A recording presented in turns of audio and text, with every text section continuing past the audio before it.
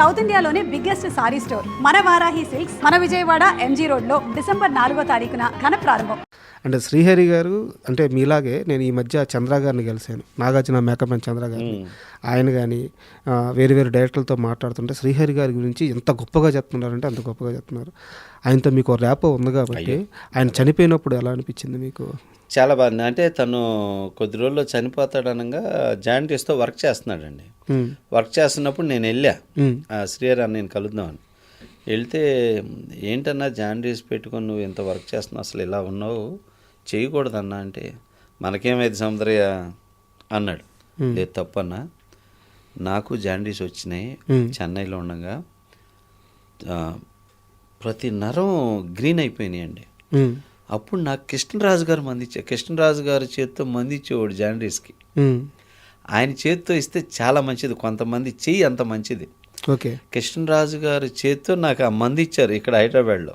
ఆయన సొంతగా చేస్తారా? సొంతగా ఇస్తాడు జాయింటీస్కి. ఓకే, అప్పుడు ఇచ్చారు నాకు ఆయన చేతితో. అలా నేను తీసుకున్నాను.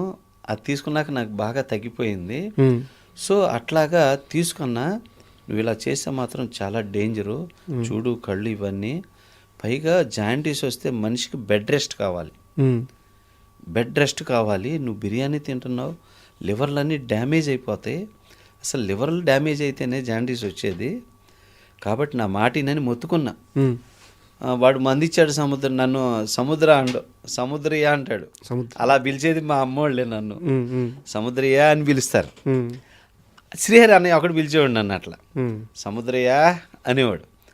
అట్లా శ్రీహరి అన్న చెబితే మరి వీళ్ళు ఇట్లా అన్నారు సముద్రం అంటే, లేదన్న తప్పు జరుగుతుంది, నా మాటిని ఏముంది అన్వి తినకపోతే ఏమైంది కొద్ది రోజులు, అది మానేయండి అన్న అంటే, సరే సముద్ర అట్లయితే ఆపుతానమ్మా అని చెప్పి అన్నాడు.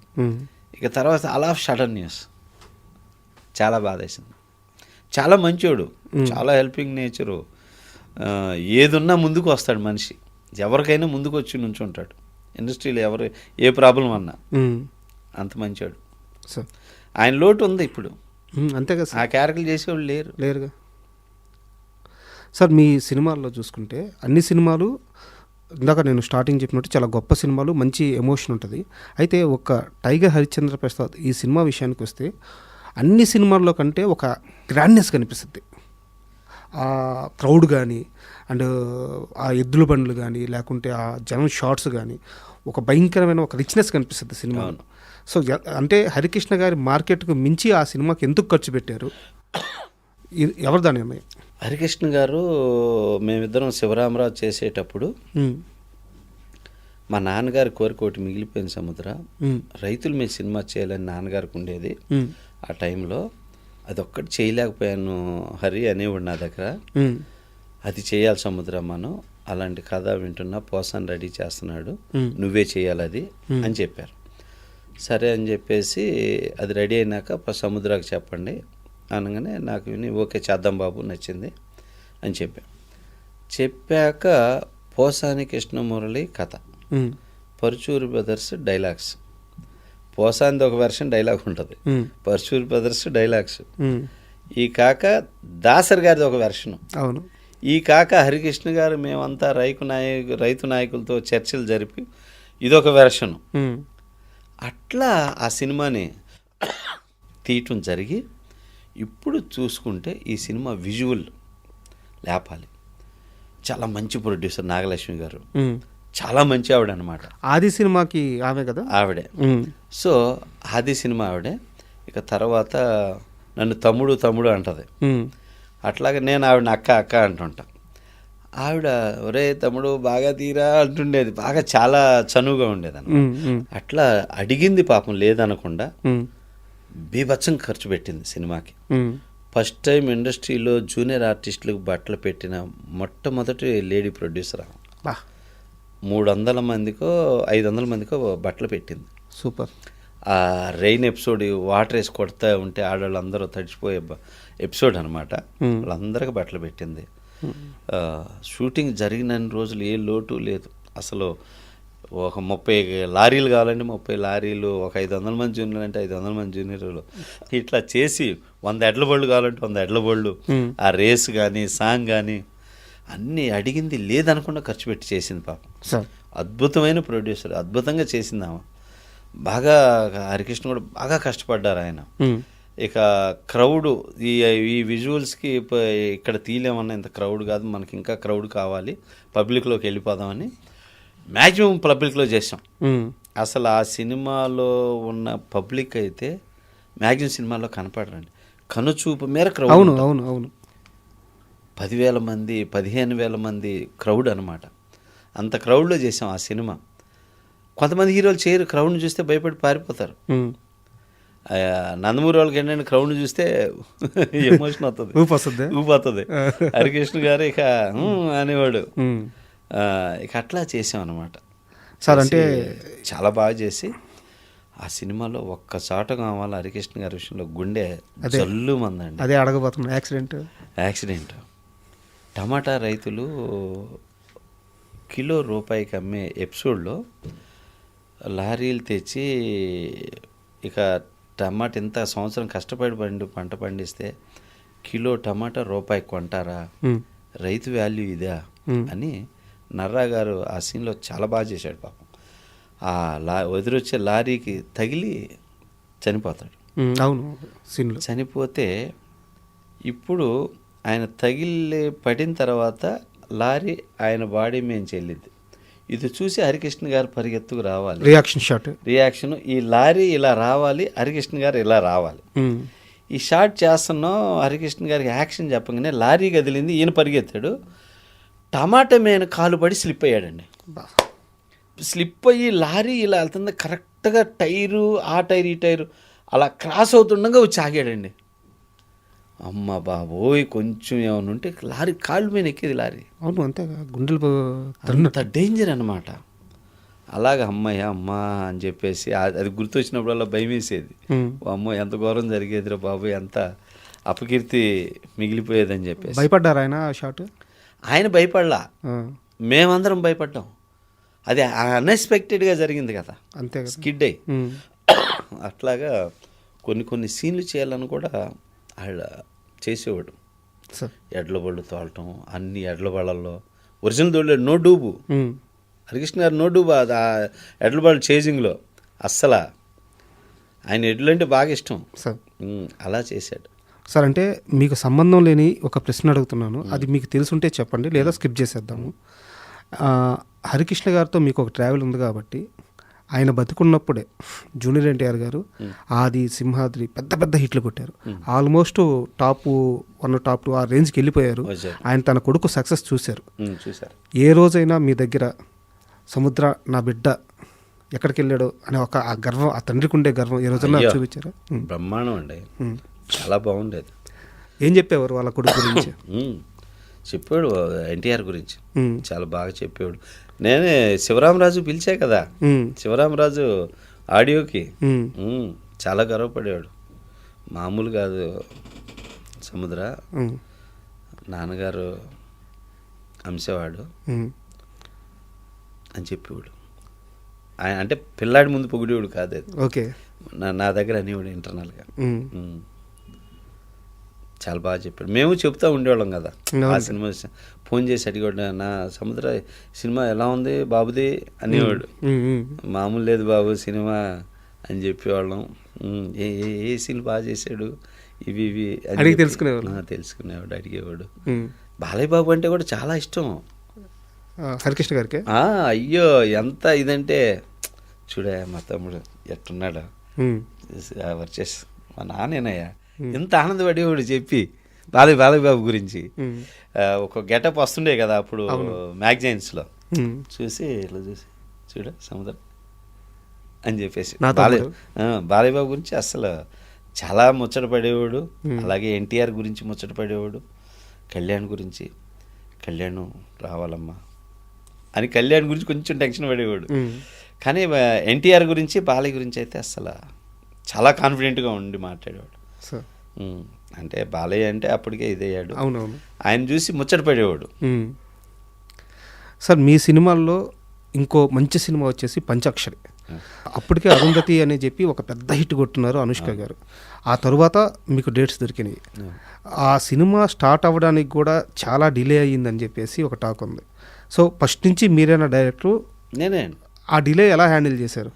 అంటే యాక్చువల్గా ఫస్ట్ స్టార్టింగ్ డిలే కాదు, అమ్మాయి అరుంధతి చేశాక ఎవరికి చేయలే, లేడీ ఓరియంటెడ్.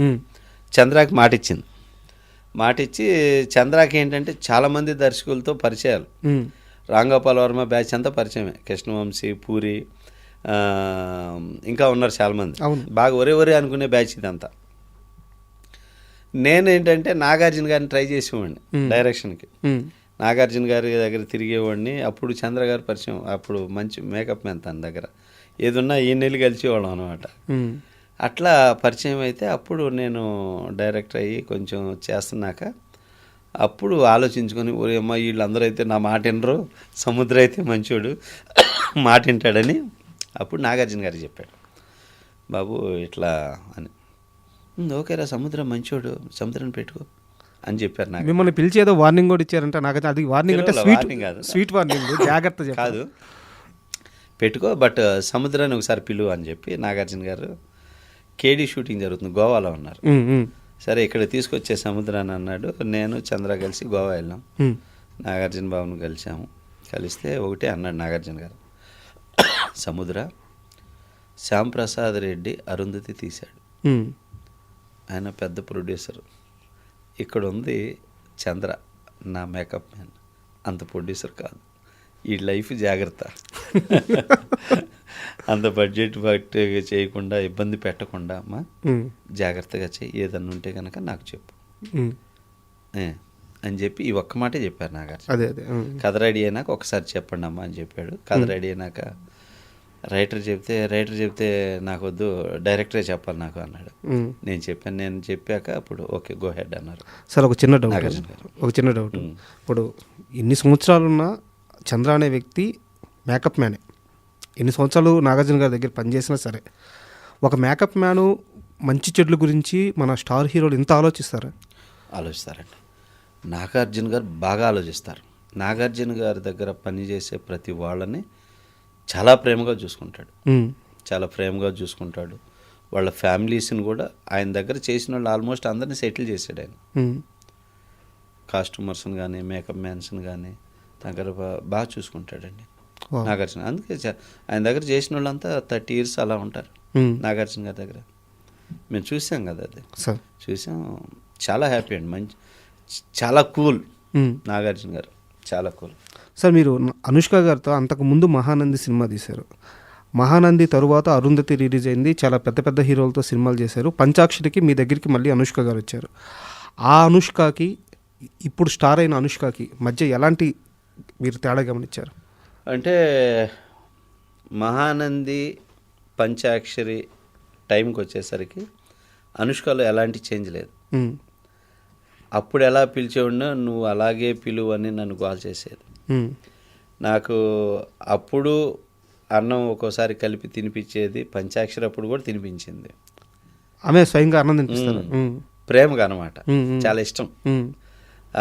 ఎందుకంటే ఫుడ్ చక్కగా తింటాం, తెప్పించి ఉండు నేను తినిపిస్తా అని చెప్పేసి ఒక్కోసారి ఒక్కొక్క ముద్ద అట్లా తినిపించేది. ఇంకెవరు ఉన్నారా అట్లాంటి హీరోయిన్స్? లేరు.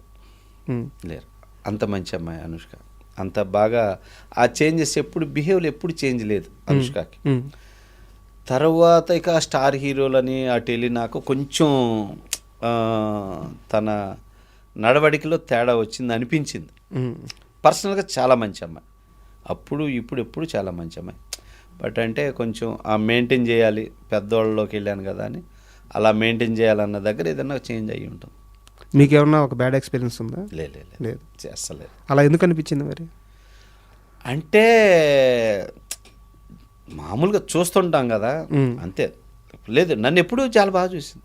ఓకే, అయ్యా ఎప్పుడు కనపడితే నన్ను గట్టిగా హక్ చేసుకుంటుంది, నన్ను చిన్నపిల్లలా చూసిద్ది, చాలా మంచిది. అందులో అస్సలు అలాంటి హీరోయిన్ లేనే లేదు సార్, అంత మంచి అమ్మాయి, నో డౌట్ సార్.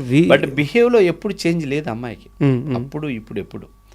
కాకపోతే ఏంటంటే ఈ హీరోయిన్స్ కానీ హీరోలు కానీ ఏంటంటే కుక్కను చూసి నక్క వాత పెట్టుకుంది అనేది, అంటే నేను హీరో అయితే ఇలా మెయింటైన్ చేయాలి, ఓ పెద్ద స్టార్ అయి నాకు ఇట్లా మెయింటైన్ చేయాలి అనే బిహేవ్కి వెళ్తారు కదా. అవునవును, అలాంటిది మెయింటైన్కి వెళ్ళింది అనేది తప్పితే వేరే కాదు. అర్థమైంది సార్. నేచర్ అన్నీ తెలిసినోడు ఏంటంటే అలా ఉంటాడు. అది సార్, ఇండస్ట్రీలో వి సముద్ర అంటే ఒక అజాత శత్రువు. ఆయనకి ఎవరు శత్రువులు ఉండరు, ఎవరితో ఇష్యూస్ పెట్టుకోరు. కానీ అలాంటి సముద్రాన్ని సురేష్ బాబు చాలా చాలా చాలా ఇబ్బంది పెట్టాడు, చాలాసార్లు తిప్పాడు, చాలాసార్లు వెంకటేష్ బాబుతో సినిమా ఓకే అయ్యేటప్పుడు ఆపేశాడు. చాలా అనుమానాలు ఉంటాయి ఆయనకి. మీరు ఇబ్బంది పడ్డ మాట వాస్తవా కాదా? లేదు, కాకపోతే ఏంటంటే సురేష్ బాబుకి నాకు very good relation okay. Ramanaidu గారితో వెంకటేష్ బాబుతో దగ్గర దగ్గర 30 years రిలేషన్ మాకు. రామానాయుడు గారి ఊరు మా ఊరు పక్కపక్కనే. రామానాయుడు గారు అనేవాళ్ళు పెద్ద ఆయన, అబ్బా ఇద్దరితో మిస్ అయ్యానయ్యా సముద్ర, నిన్ను ఒకరిని కోడి రామకృష్ణ మీ ఇద్దరితో చేయలేదయ్యా నా బ్యానర్లో, చేద్దామమ్మా మనం అనేవాడు. ఎవరు? రామానాయుడు గారు. అప్పుడు కలిసేవాడిని సురేష్ బాబుని, ఏమ్మా బాబుని కలుస్తున్నావా అనేవాడు సురేష్ బాబు. కలుస్తున్నాను బాబు, ఓకే నాకు చెప్పు అనేవాడు.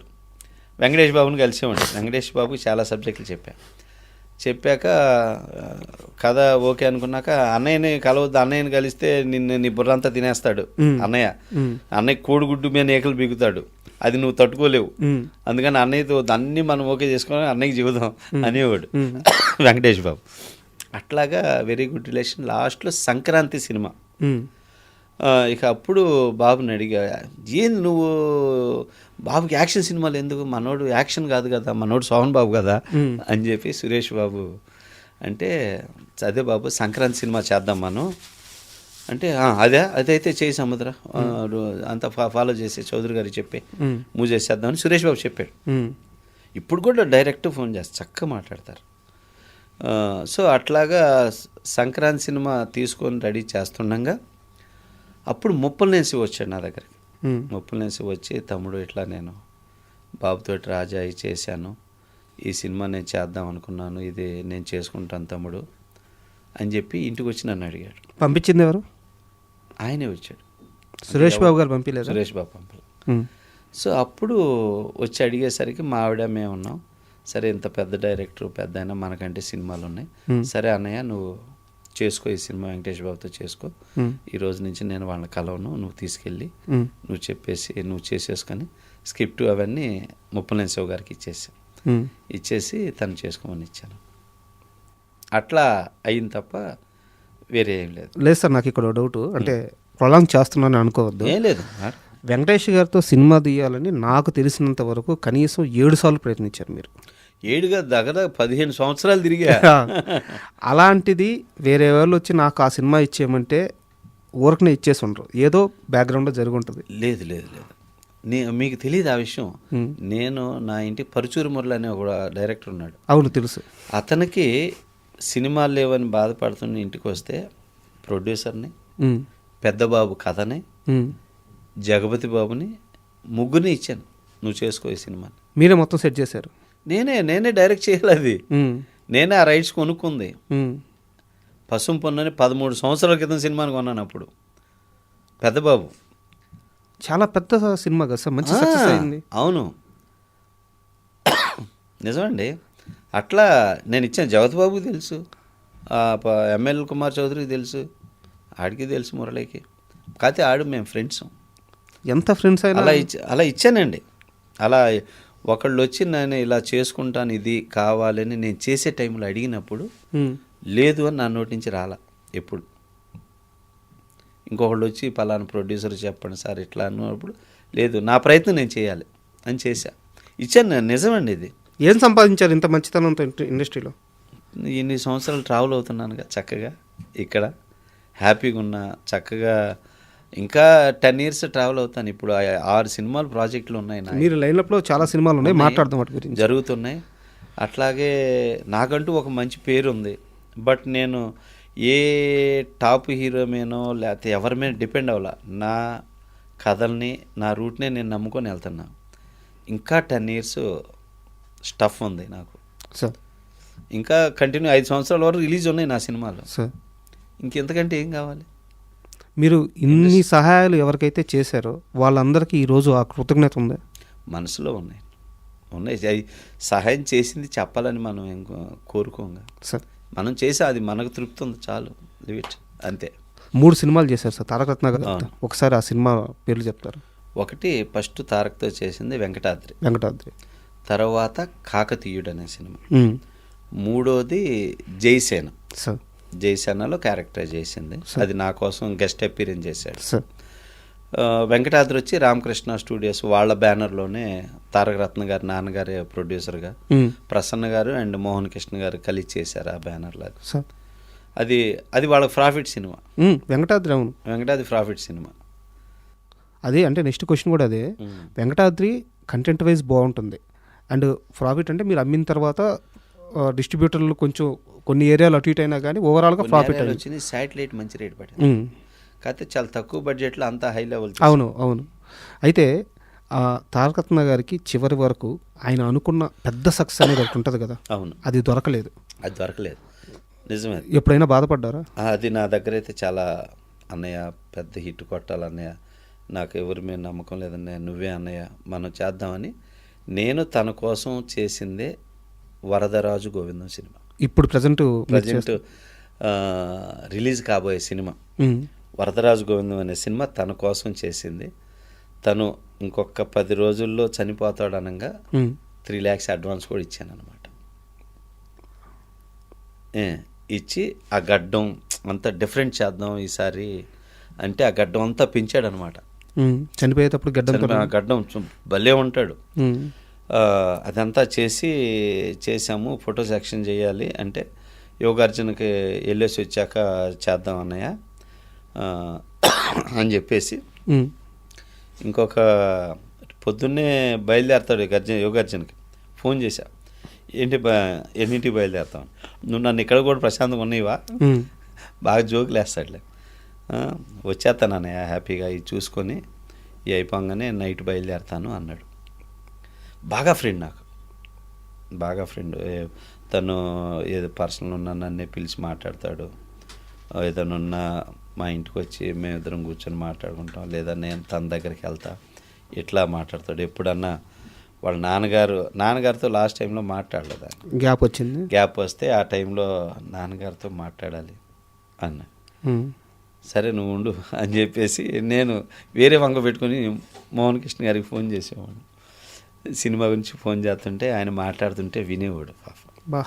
వినేవాడు. ఆయన అలా ఉన్నా కూడా అసలు మోహన్ కృష్ణ గారు కూడా తారక్ని ఎంత బాగా చూసుకున్నాడు తెలుసా? పసిపిల్లాడిలా చూసుకున్నాడండి. పసిపిల్లాడిని చూసుకునేవాడు మోహన్ కృష్ణ గారు. అంత బాగా చూసుకున్నాడు. తనకి అంత ప్రేమ, అంత ఇది అనమాట. అట్లా అంత మంచిది, అంత షేర్ చేసుకునేవాడు నాతో తారక్. వాళ్ళ నాన్నగారికి కూడా తెలుసు, ఆడికి సముద్రం అంటే బాగా ఇష్టం, సముద్ర దగ్గర ఉంటాడు అనేది కూడా తెలుసు. అంటే అదే అప్పట్లో అనేవాళ్ళు తారకరత్న ఎక్కడ ఉన్నారో తెలియకపోతే సముద్ర దగ్గర ఉంటారు వెళ్ళండి అని చెప్పేవాళ్ళు. సముద్రం తెలుసు అనేవాళ్ళు అనమాట.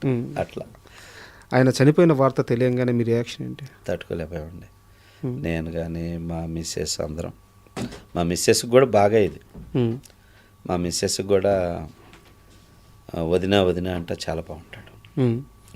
ఇంటికి వస్తాడు ఎప్పుడన్నా, వదిన ఇది తినాలనిపిస్తుంది, ఇది చేయొదినా అని, అంత స్వతంత్రం అనమాట. పాప మా ఆవిడ ఎక్కువగా బాధపడింది చాలా. సార్ ఆ పీరియడ్లో తారకరత్న గారు చనిపోయే ముందు ఆర్థికంగా కూడా కొన్ని ఇబ్బందులు పడ్డారట, నిజమేనా? యాక్చువల్ తారక్కి ఆర్థికంగా ఇబ్బందులు లేవు, ఎందుకంటే వాళ్ళ వైఫ్ చాలా స్ట్రాంగే. తను సినిమాలు చేస్తూనే ఉన్నాడు, గ్యాప్ లేదు.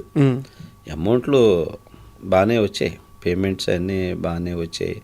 పొలిటికల్గా తిరిగేవాడు, అవి ఇవన్నీ చేసేవాడు.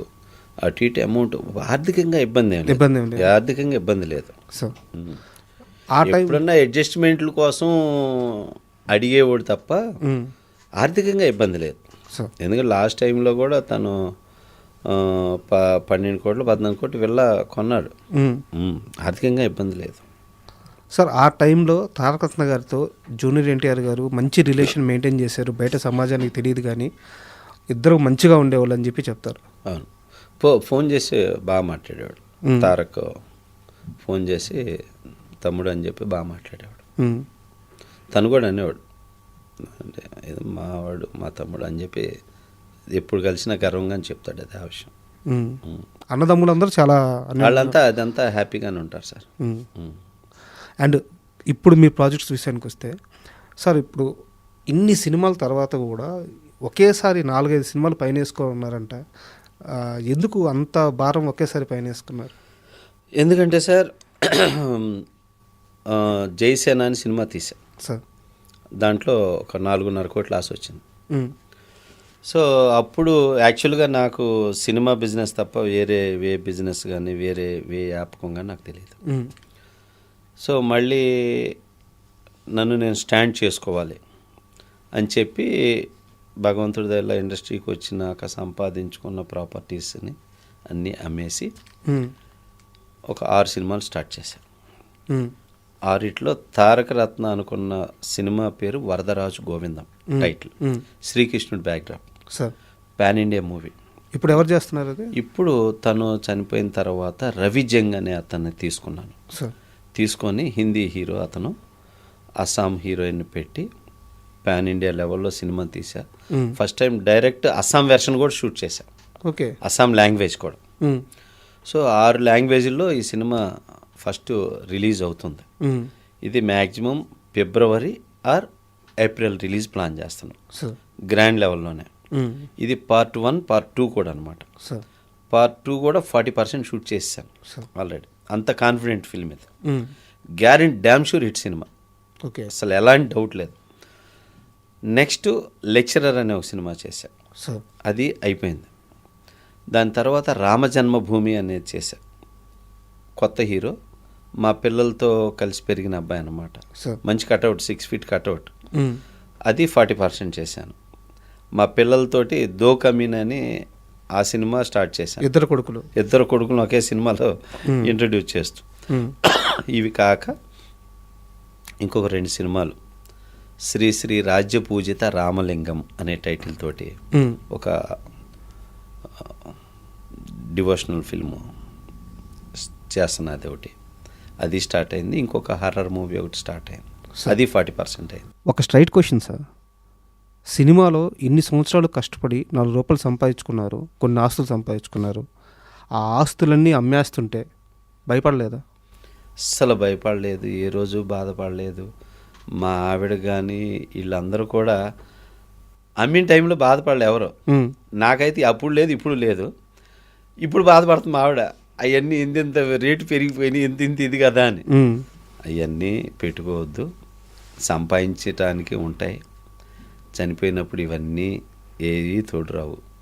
కాబట్టి ముందు మన మనసులో ఉన్న కోరికలు, మన సినిమాలు ఏం చేయాలనుకున్నాం, మనం ఏం చేయాలనుకున్నా చేయాలి. ఎన్ని కోట్లు సంపాదించారు, ఎన్ని కోట్లు అమ్మేశారు? ఒక 15 కోట్ల దాకా సంపాదించా, అందులో ఆల్మోస్ట్ అమ్మేశా. 15 కోట్లు మళ్ళీ అందులో ఒక 5 లాస్ అయింది. ఇప్పుడు 10 కోట్లు అయితే ఇన్వెస్ట్మెంట్ ఉంది సార్. నిజంగా డెఫినెట్గా వరదరాజు గోవిందంతో మళ్ళీ 100కు 100 కొడతాను. ఈ మాట అక్షర సత్యం అవ్వాలి, ఎందుకంటే మీరు ఎంత మంచి డైరెక్టర్ మాకు తెలుసు, ఎంత మంచి మనిషో ఇండస్ట్రీలో తెలుసు. సో మీలాంటి వ్యక్తికి అంటే ఏ కష్టం రాకూడదు, మీరు అనుకున్న సక్సెస్ మీకు రావాలని మనస్ఫూర్తిగా కోరుకుంటున్నాను. And thank you very much sir. Thank you sir. Thank you. కానీ ఏంటంటే ఒకటి మాత్రం చెప్తా సార్, కష్టం అనేది వస్తుంది, ప్రతి ఒక్కరికి వస్తుంది. సార్, కష్టాన్ని ఏంటంటే అందరూ చూసి భయపడతారు, కష్టం వచ్చింది, ఆస్తి పోయింది, అంతా డబ్బు మనుషులు అయిపోయారని. పుట్టేటప్పుడు ఒక్కడే, పోయేటప్పుడు ఒక్కడే, ఏవీ రావు. కానీ సుఖాన్ని ఎంత హ్యాపీగా తీసుకున్నావో కష్టాన్ని కూడా అంతే హ్యాపీగా తీసుకో. సూపర్. ఇది నేను తెలుసుకున్నది. అందుకే నేను ఇన్ని అమ్మేసినా ఎన్ని చేసినా నా మనసులో ఏమాత్రం ఇంత బాధ కూడా లేదు. సూపర్. ఇలా వచ్చాం, భగవంతుడు ఇచ్చాడు, మళ్ళీ ఇలా తీసుకుని ఎక్కడ పెట్టాం, సినిమా పాదాల దగ్గరే పెట్టాం, మళ్ళీ ఇచ్చింది. నేను బాగున్నాక ఇండస్ట్రీకి వచ్చి రేపు నా పిల్లలు బాగుంటారు. అంతే కదా సార్. ఇక్కడ ఎవరు శాశ్వతం కాదు, కానీ మన అనుకున్న వాళ్ళకి 10 మంది మంచి చేసుకోవటం, ఈ సినిమా ఫీల్డ్లోకి వచ్చినందుకు ఒక పేజీ కలాం తల్లి మనకి ఇచ్చింది. సో కాబట్టి మనం తెలుసుకున్నది చెప్పాలి, సార్ అది అంతే. తప్పకుండా సార్. నా సినిమాల ద్వారా మాత్రం ఒక గొప్ప మెసేజ్ అయితే మాత్రం పాస్ అవుతాయి. ఇప్పుడు వరదరాజు గోవిందంతో మాత్రం ఒక గొప్ప మెసేజ్ మాత్రం పాస్ అవుతుంది. Waiting sir, waiting. ప్రతి వాళ్ళు గర్వపడతారు, ప్రతి వాళ్ళు మళ్ళీ నన్ను సింహరాజ్కి అప్రిషియేట్ చేసినట్టు అప్రిషియేట్ చేస్తారు సూపర్. ఈ సినిమాతో. All the best sir. Thank you Thank you. Thank you sir, thank you. And don't forget to subscribe to iDream. And for more videos, Please subscribe to iDream. Please subscribe to iDream. Please subscribe iDream. And please subscribe to iDream. For more videos, subscribe to iDream. please like, share and subscribe to the channel. Congratulations, iDream. Subscribe to iDream. Subscribe to iDream. So subscribe to iDream Media. iDream team అందరికి huge congratulations. Please subscribe iDream Media. Please subscribe to iDream. Subscribe iDream. Please subscribe to iDream. iDream అంటే నా కళల channel subscribe చేసుకున్న నోరు తిరుగుతలేదు, మీరైతే గంట గుర్తు కొట్టండి. For more such videos, please subscribe to iDream. Subscribe to iDream. Please subscribe to iDream. Please subscribe iDream Media. Please do subscribe to iDream. Please subscribe to iDream Media. For best entertainment and information, please subscribe iDream.